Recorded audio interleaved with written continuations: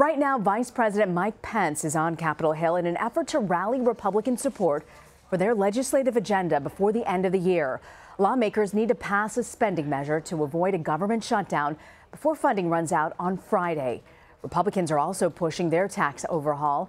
Last night, the House voted to send their GOP plan to conference, where they will need to work with the Senate to pass a final version of the bill. The goal is to reach an agreement and send it to the president's desk by Christmas. Here's President Trump today.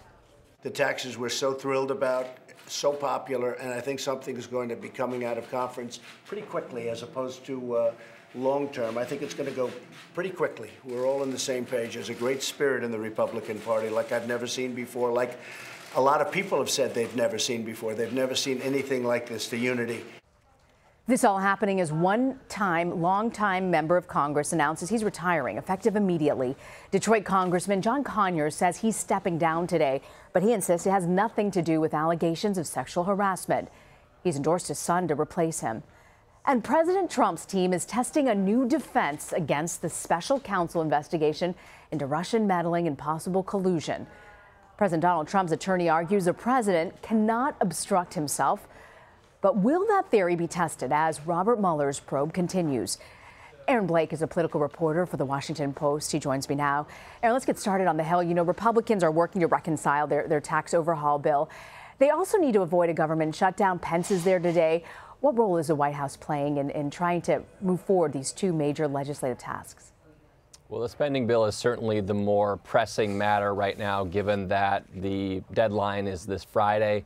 There is some indication that Democrats in particular could resist some of the changes that more conservative Republicans are trying to make in this negotiating process. The big question there, of course, is in the Senate, where 8 Democrats would need to go along if they're to overcome a filibuster. So there's a lot to be worked out there. We never really know until the last moment whether these things are going to be worked out. And certainly both sides have an incentive to draw things out as late as possible. As far as the tax negotiations go, the House has announced that it's moving forward with the conference committee. The differences between the two bills are rather significant. There were certain compromises that were secured by Senate Republican leaders for some skeptical Republicans, especially Senator Susan Collins, Senator Ron Johnson from Wisconsin, that the House is balking at right now. So the question from here is, if the bill comes back to the Senate without those changes that these crucial Republican votes were asking for, will they actually vote for this again? And I think that's very much an open question. And then there's Trump's lawyers arguing that the president is the chief law enforcement officer and therefore cannot obstruct justice himself. What's been the reaction to this new defense? Well, I asked a number of constitutional authority experts, executive authority experts, about this theory. Some of them said that it's not as far off from the truth as you might think it is. It's very difficult to prove obstruction of justice against a president when he's acting within his authority as the chief executive of the United States government, they say. But they do say that John Dowd, the personal lawyer for Trump, they say his case here, that it's simply not possible for a president to have obstructed justice, definitely takes things too far. The bar may be higher for that, but it's certainly within the realm of possibility.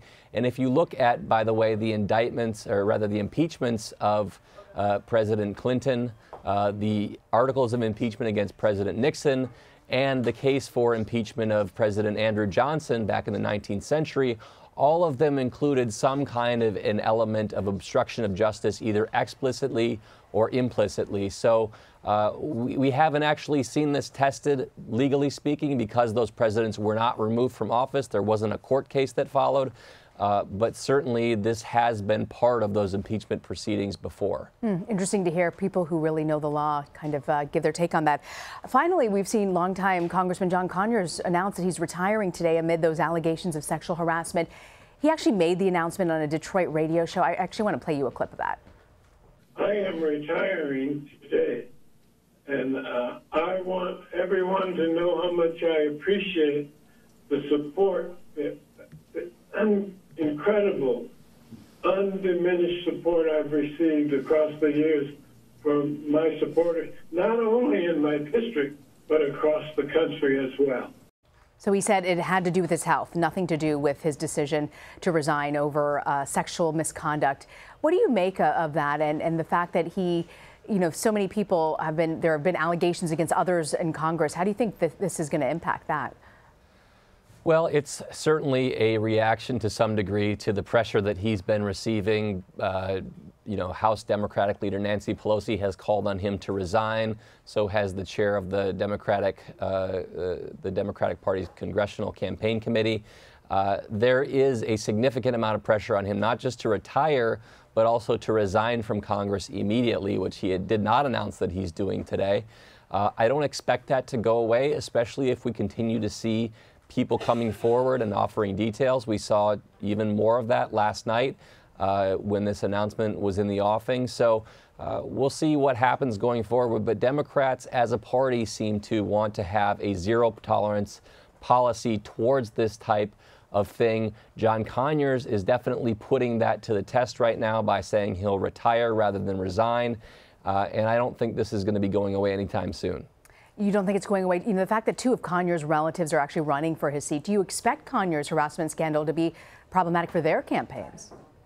Yeah, it's you know, maybe not the best time for him to announce today that he's supporting his son's campaign for his seat. Certainly there's a lot of heat around that.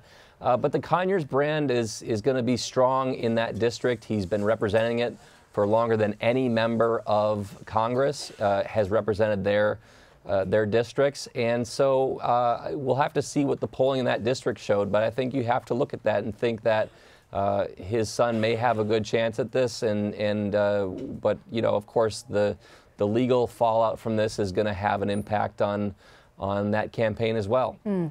Were you surprised, Aaron, that the RNC is now backing Alabama Senate candidate Roy Moore despite these sexual assault allegations against him? The president has endorsed Moore yesterday. What do you make of this messaging? Yeah, it's a big decision from the RNC. They had pulled out of this a couple weeks ago when these allegations were new and when they were proliferating.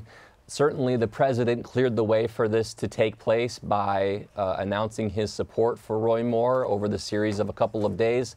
The RNC is the political arm of the White House, and so they take direction from the president. It would have been odd if they had not decided to get behind Roy Moore in this campaign. But that still doesn't change the fact that this is a national party committee for the Republican Party, effectively supporting somebody who stands accused of multiple instances of unwanted touching, even sexual assault of minors.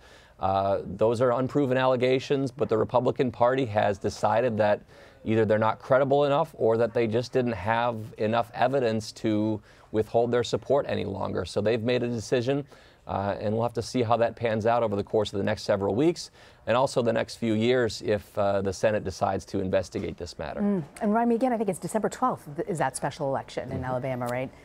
Okay. Yep. We'll be watching. Aaron Blake, thank you so much for joining us, Aaron. Thanks.